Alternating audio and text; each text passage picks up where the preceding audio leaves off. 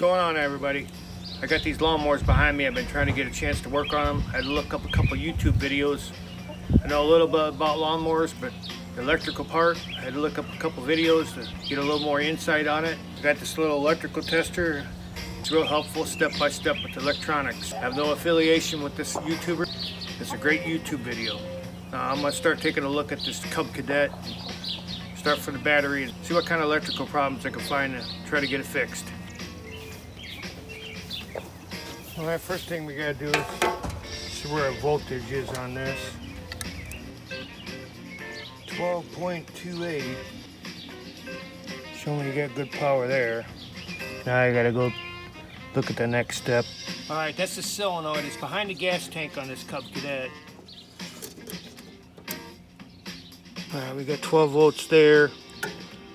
Now I'm gonna have him turn the key and see if we get it on this side. Or just turn the key. Yeah, see, it's not.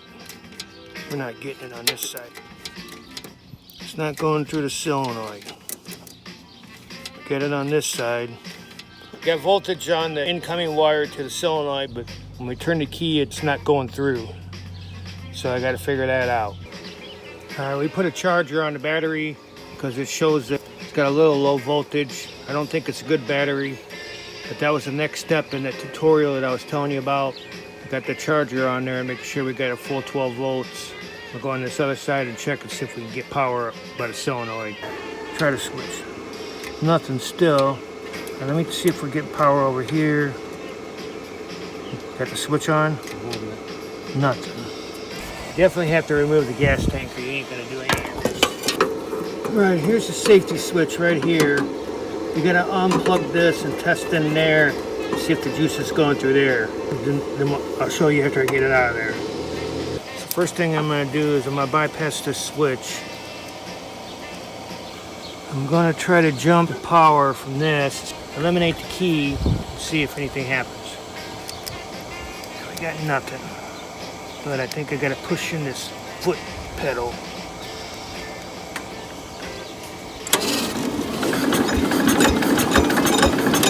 Yeah.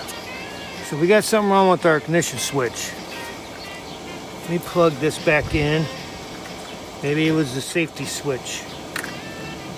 So got the safety switch bypassed. I plugged the switch back in.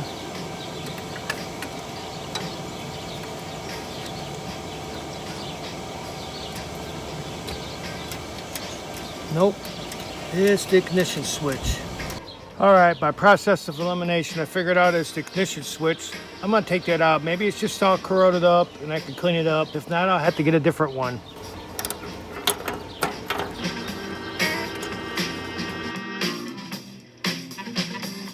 This is no 3-pole switch. I'm gonna clean these ends up and then give it a try again.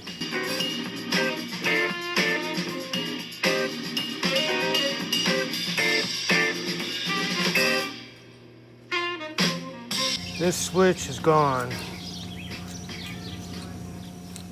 All right, I managed to take the switch apart. It was difficult. I got it to work one time, then it didn't work again. I'm gonna have to get a different switch for it. I don't think that's all that's wrong with it. But now I can't do nothing on that until I get a different switch to eliminate that problem. It was turning over, but it didn't seem like it was firing. Put gas in the carburetor and choked it, and it might be something else also. It's been sitting for a lot of years, so it could be anything. That older model might have points. I'll probably have to take the flywheel off and take a look at that. But for now, at least we eliminated. We know that the switch is bad. I'm gonna replace that. Hopefully figure out the rest of the problems, get it going.